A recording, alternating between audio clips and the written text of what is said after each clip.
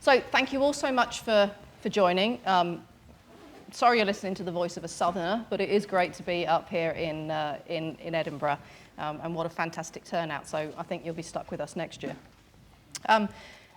So I'm not going to give you lots and lots of preamble.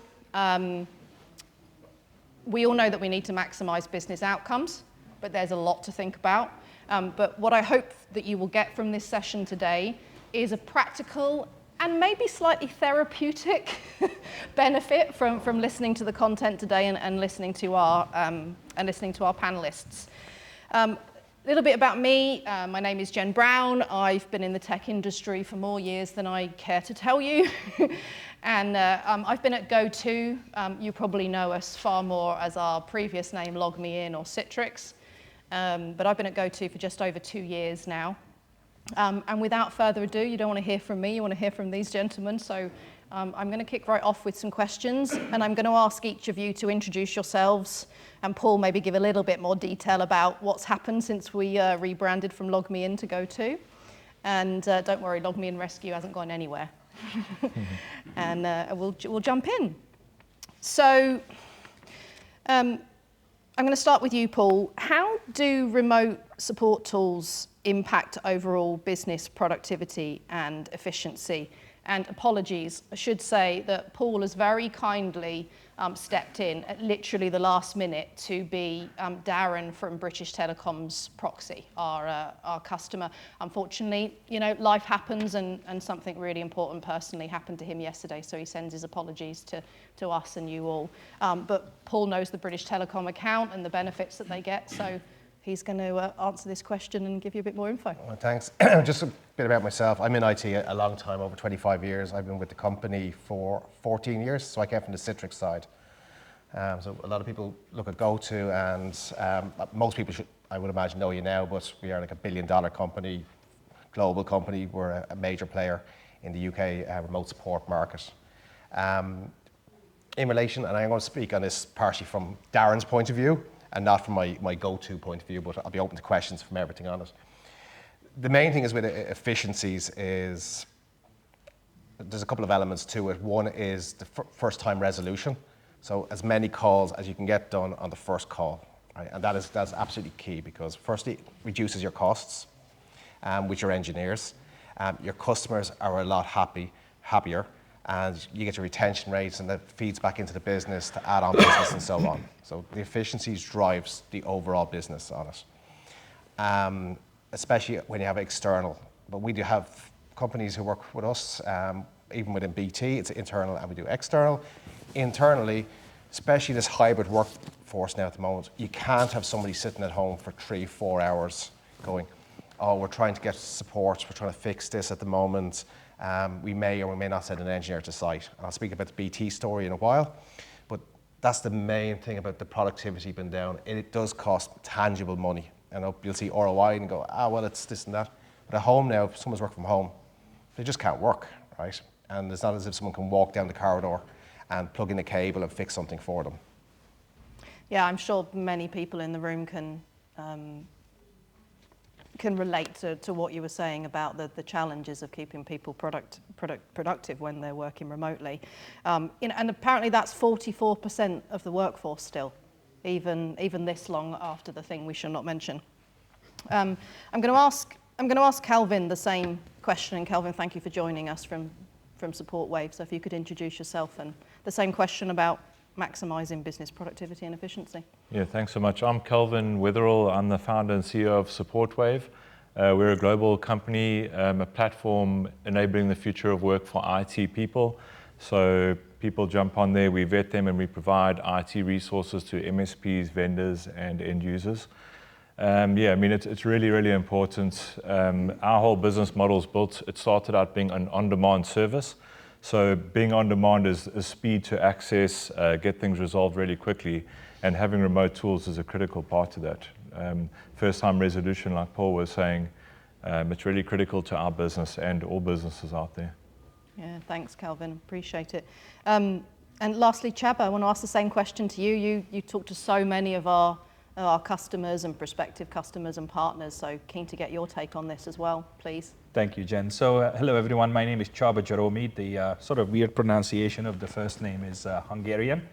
I've been with GoTo on the LogMeIn side for 19 years, and some of you might know that it was originally a Hungarian startup company, and we grew and went through an evolution of IT services over the last sort of 20 years. And personally, I've helped customers in a director of solution consulting capacity. Today, I lead a team who help our customers in a pre-sale segment get the most value out of what we do.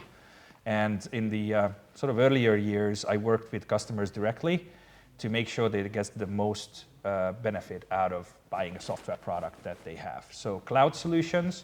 And to answer your question, Jen, my first answer would be use the right tool for the right job. Because remote support, I think we can all agree on, is a must-have these days. If you don't have a tool for it, you're missing out on massive business benefits and optimization. So have one.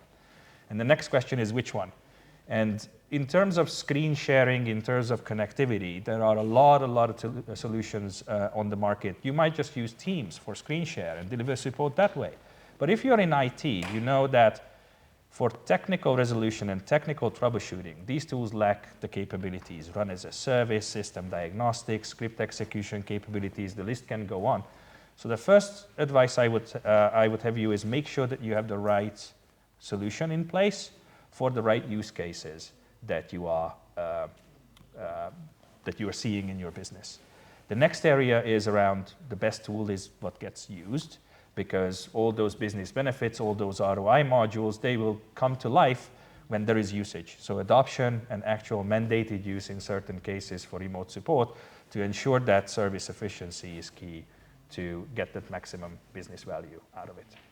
I always love when you speak about that. It was very authentic from the company that brought the market GoTo meeting for you to remind people about the right tools for the right purpose. In your answers, we've been talking about first-time contact resolution. You know, we live in a very much on-demand society, as I'm reminded by my 11-year-old daily. Mum, I want it fixed and I want it now. What other key performance indicators should businesses focus on to measure support success? And actually, I'm going to add a little bit of preamble to that. Are there other KPIs that we get wrapped around the axle on that we shouldn't? And I'm going to go to Kelvin first for that, if that's all right. To say that again, it was? So what we've been talking about first-time contact resolution. Is that the main KPI that you look at, or are there others that are important? And then are there other KPIs that actually we spend too much time and focus on that we shouldn't? I mean, I think from our side, it's definitely the speed. So we also work on service level agreements depending on the sort of customer type. And from a remote perspective, it's all down to speed and turnaround time. So that's our major sort of measurable from a KPI perspective. And just the usability of it helps that as well. So our engineers love the platform and how sort of deep it goes from a technical aspect. So not only from a KPI perspective from customers, but also from our freelancers using the platform, it's got to be really easy to use and simple to connect and get the job closed. Yeah, thank you. Yeah. And coming to Paul, from British Telecom's perspective, we know first-time contact resolution is really important to them, but what other metrics do they look at? Customer satisfaction is a big one, because especially if you have people that you're reoccurring with the whole time. And I'm not saying we have problems in BT, but I think in all organisations, if you say to someone you need to have it fixed in 5 minutes, suddenly you'll start to see that things are getting closed off a bit earlier maybe than they should be, and the data may not always be correct. So the customer satisfaction is really important, how that trends, because ideally it's all about how happy your customers are. And to me, that's the really key metric of what you're looking at, is how happy your customers are, how they rate you. And even as a society now, if you go to booking.com, TrustAdvisor, whatever you're buying, I know I do, the first thing I do is I look at the reviews, right? And the social proof. The social proof, what people are showing on it. And not just the time to resolution. That's important for your KPIs internally, but it's not all about looking internally. You have to look externally about the customers as well. And what we actually did in BT, I know you said don't use the big COVID word, but obviously we had a huge challenge, like everybody else did. We did remote support. It was all brilliant. Then we used to send engineers to site. I'm sure everyone here has probably had a BT engineer knocking the door at some stage, and then at COVID you couldn't. So we implemented Rescue Lens, which is part of the rescue package here. So effectively you got control of the person's camera. They clicked on a link, they got control of the camera, you could say, oh, here's the router. And then the engineers go, well, plug out that, plug that in, and they could see exactly what they were doing. It was brilliant in a number of ways. It gave like full reporting. It was easy for the end users to use. There was encryption with it, so it was an enterprise level product. And it worked really well, especially with certain demographics as well, where they may not be as IT literate as other people. So it made sense for the customer. The scores went through the roof. From the internal side, we got the resolutions really quickly, and people could support it from home or wherever they were, mobile devices, PCs, whatever. So, and then as we started to come out of COVID, people were like, well, why would we go back to sending an engineer, driving an hour up to, I know, Stirling or whatever, fixing it, and then coming back again and then getting lost on the way? So it didn't make sense. So we very much adopted that approach now. So we use Rescue Lens, and we've got thousands and thousands of engineers using it on a daily basis. Just to go in, make it simple. And having that audit trail is perfect, so you can go back and say, well, actually, this is exactly what we did. And you plugged out the cable again, right? So that's where we found, and then people said, well, that's easy to use. And because it's easy to use for both sides, the scores were a lot higher on the customer satisfaction. And it's common sense, isn't it? It goes back to what Csaba was saying about using the right tool at the right time, which is not as easy as it sounds with aspects of technical debt or legacy technology that is so embedded into your organizations that it's really hard to change and pivot. And even as a marketeer, I experienced that in the technology that we use. I just wanted to go back to something, and I'm going off script now, warning you, which I knew I would do because you've taken it in a different direction, and I think it's really positive. Is we talk about making customers happier and CSAT. I'm thinking about the pressure that puts on everybody in this room and the wider remote support industry, because everything is as transparent as a window pane now. So I'm coming to Csaba, like, how do you manage that, and how do you think about that social listening and the social proof in the context of customer sat? Because nothing's hidden anymore, right? No, it's not. And I think customer satisfaction from a business measure perspective, and we started the conversation from a KPI side. So whether you measure average handling time, first contact resolution, or what Paul was mentioning around reduced truck rolls, all of those are internal. The customer doesn't necessarily care much. All they want is that they have immediate live service at that time, and they will be very social. They will be expecting their support at the choice of the channel of their choice at the time of their choice.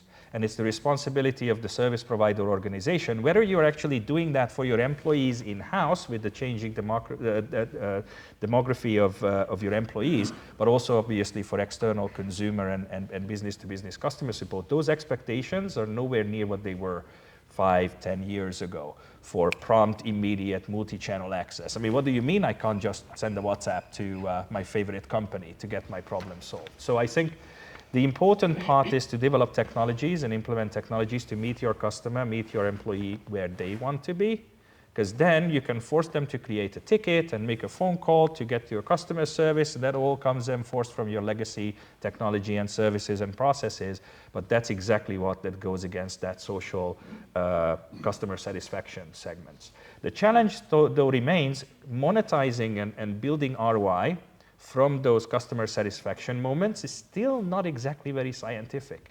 Making a business case to a financial owner to say, I moved 5 points on my CSAT scale.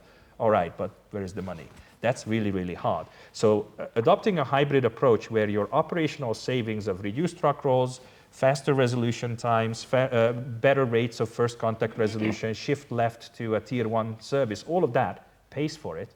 And customer satisfaction, NPS, Net Promoter Score, is the added bonus. And then if you can monetize that later with average revenue per user, with growth of your customer base, all the better. But typically speaking, if you meet your customer where they are, while maintaining that efficient delivery of service, you get the best of both worlds.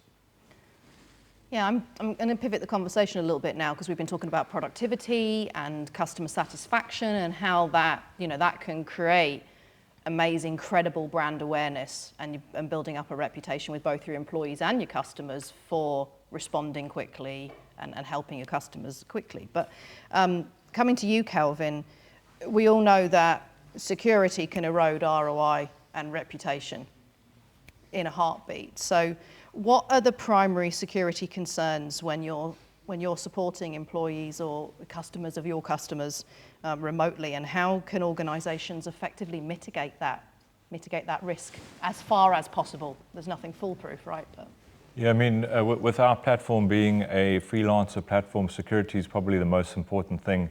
We've got to get that trust and security across to our customers. They're not just, when you talk about freelancers, you think you're just taking people off the street like Upwork or that sort of company. we don't think that, but thank you for clarifying.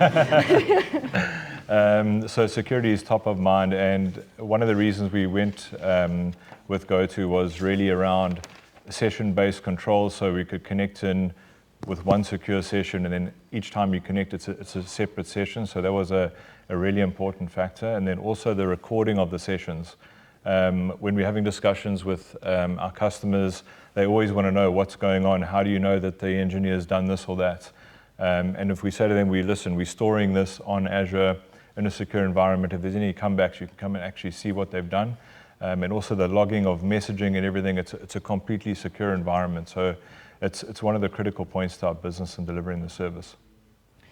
Yeah, and Paul, can you share any aspects from British Telecom or other customers where security has been the number one priority, and why? Yeah, so it's massively important, and I know from speaking, I went through this with Darren. An organisation like BT is on reputation. It's been around for, God, I don't know how many years at this stage. A long time. We'll go with a long time. At this stage, right? And when we went through the process with GoTo and BT, there was a lot of questions with security, and that's refreshed every year. So just because you were with a company for 4 or 5 years and they were secure 4 or 5 years ago, they're not secure. That doesn't mean they're not secure today, right? And that's really important. And even this year with BT, we brought our CISO into the conversation so that they could have those direct conversations about back end. Where's your data centers? Where do you store your data? All of this information, and get really granular about it. And I'd say to everyone, if you have a security person that you work with, bring them into the conversation. If you don't, it's really important to go with a company that's kind of I would say the next best thing is dealing with these big enterprise customers, because they've probably done the work on it that's bringing you through, right? But things that are coming up at the moment is things like where your data centers are, storage, all that area. To Kelvin's point, right? People want to know about that now, and the questions that people should be asking. And there'll always be cheap, there'll always be an inexpensive, a free version of everything you can do, right? But you get what you pay for. Without putting it quite mildly, you get what you pay for. If you want an enterprise product, with all the enterprise service security that comes with it, you go for an enterprise for us or some of our competition. And that's effectively what BT did. They did the beauty pageant, and security was a huge part of that. Yeah. I'm going to drill into another aspect of security, and we'll keep going for another 5 minutes, and then I'll give 5 minutes for the audience to ask questions of the panel. So get your thinking caps on now. I'll give you a bit of warning. But if I come to you, Csaba, so how is the concept of zero trust implemented in remote support operations, and how important is that in the overall security evaluation? Zero trust has been around for a number of years, but it's not just one aspect of what you do. There are probably 7 different sub-elements of zero trust, from zero trust network access to how you deal with access and permissions, how you deal with levers management and things like that.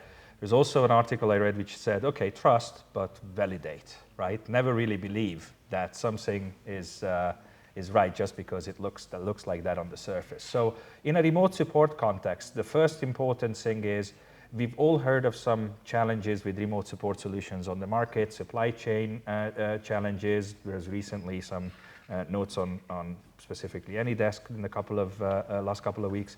The challenge here is, first, make sure that you choose a platform which is enterprise grade, certified, holds all the industry certifications from SOC 2 to ISO 27001 and the likes, and an organization that takes security very, very seriously. So a credible supplier is step number 1. Step number 2, most of those solutions that you have will have a myriad of options. And zero trust follows the minimum allowed concept, where you need to go through every level of your organization, configure the permissions, the access levels in the product appropriately. Don't just leave the default admin password wide open. I mean, it might look like ta-da, but that's actually surprisingly used in even larger organizations still today for convenience. So make sure that you actually vet the solution from a zero trust perspective, maximize the security features of the product to remove some of those potentially challenging areas. One example is if you're an internal IT service desk, you will probably want to think about how your organization needs to do remote support to your assets, but nobody else should unless I know about it. So building a protection system that allows you to control what other people can do on your network and your endpoints is important. Of course, GoTo's solutions will aid into that. And even at the network layer, if you're a mid-sized company, you probably implemented already an endpoint protection system, something like a Zscaler. Anybody? I see some heads going. That protects both the network as well as the applications and the SaaS solutions, and ultimately the endpoint, because the endpoint is what the most vulnerable asset the end user or the employee or the customer is using. And then finally, around permissions and ongoing control and audit, to go back on those recordings.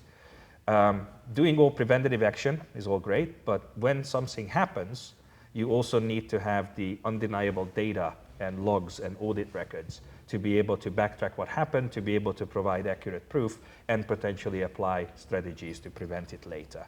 So that's how I would approach zero trust in the context of remote support. Yeah, thanks, Csaba. So we talked about productivity, security, but coming to the point of context, I'm going to come to Kelvin. How have successful integrations positively influenced business impact, and where does remote support sit in your overall tech stack? Yeah, so we started out as the Uber of tech support. So remote was quite or was the most important factor in the early days. Being a startup, we didn't have all the feet on the ground as we do now. So remote support was probably 95%, where now it's about 50%. So when we all tech guys, we build a platform, we just sit in a dark hole and do what we do. And we went through about 10 different sort of remote tools to identify which would be the best. Obviously with LogMeIn was far surpassing from systems information, quick clicking, and all the features that it added. From a feature perspective, it was a lot stronger. So that was the first thing. The second thing was the concurrent licensing, which in our model with freelancers turning up and turning down licensing, it was a no-brainer. So that was a really important part. And we looked at it and we actually based the selection of the integration partner based on those criteria. And then when we went to integrate, my CTO and I, Darren, jumped on, and I think it took us 4 hours going through the API documentation. Everything was completely connected, enabled on the platform. We did a deploy the next morning, and everything was live. So it was incredible. We do a lot of integrations, and this was by far the most simple, easy to use integration. And then we also connected Remote Lens through that same process, which was incredible. We use that a lot on the end user side, but we're finding we're using it a lot more in data centers. We do a lot of data center smart hands, and when the engineers go into the data center, when they put on that rescue lens, they can actually see there's a lot more lights and disk drives and SANs and switches and everything else. So it helps a hang of a lot from that perspective. And instead of saying, go to this U23 and there's a fourth light from the left, it's just a lot simpler. So integration was the most simple integration we've done. So that was really impressive. Yeah, thank you for highlighting that, because you can have all of the bells and whistles, but then if it's an absolute nightmare to integrate and enable, then well, thank you for your amazing software that I can't use. Yeah.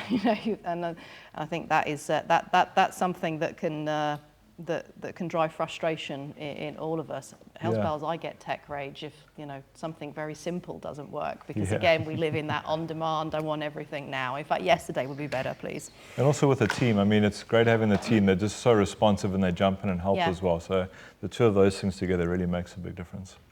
Okay. I've got one more question to ask you all, but I'm gonna pause and ask if there are any questions from our audience first. And if you don't want to ask in public, it's fine. We'll all be around afterwards. You can come and ask us questions privately. Yes. Hi. So my question is for Paul, actually. You talked about the customer satisfaction. I'm curious to learn what's the kind of number one technique which you have applied to achieve that in the last 3 to 5 years, if there has been any change in the application of how to achieve the customer satisfaction and take that as one of the KPIs. So I'm just going to repeat the question to make sure everybody heard. So what's the number one way of implementing customer satisfaction, and then how has that changed over time? Is that and what you've implemented recently? Yeah. I'm curious to know in the recent time, has there been any change which you have applied, any technique which you have applied in terms of technology or to the servers or to the staff, anything which you think has enabled you to achieve the customer satisfaction? So what have we done with Darren differently recently to maximise customer service? Darren's actually quite similar to what we've actually done internally in GoTo, because we're constantly tweaking it, right? And probably the biggest challenge we have is you want to get as much information from as many people, because if you make it open text, nobody does it. So what we've started to do is really you can rate it out of 5. So you get that's on every session. And then we've started to ask for open text as well, for people to put content in as well, okay? And I know we're in the UK here at the moment, but it is quite curious when you do it internationally. Like the UK, you'll get a kind of 7s and 8s quite regularly. In America, you get 1s and 10s. In Germany, you will never get a 10. And the French just don't answer. This is true, they just don't answer, right? And what we've also tried to do... You know this is being recorded, Yeah, right? but it's true. It's a fact. I can show the data, right? I can show you the data. But what we have done is very much is drilling into the why. So if someone gives a 3, to have drop downs to come afterwards to find what's actually driving a 2-star, right? And that's feeding back into moments then, and we're categorizing that with certain customers as well. So customers who might be in the 1 to 20 space, what's happening with them? Because it's very different, a company that has 3,000 and a company that has 20 employees. And often the one with the 20 employees will be a lot more vocal and probably sometimes less understanding about certain things than a company with 3,000. So we're trying to get more detail, but once you answer one, to give a short answer, is it gives you extra drop downs. So you get people engaged into answering the question, and then you keep dropping down to get more data from those people. Yeah. If I may add Yeah, one more. of course you may. So what I found is that also you have to understand the demographic nature of your customer base, because the sort of younger generation, they don't want to talk to anybody, right? It's all the channel of their choice. It needs to be digital. It needs to be text-based. So their satisfaction solely relies on the fact that you get immediate response and you get it on a written channel of their choice.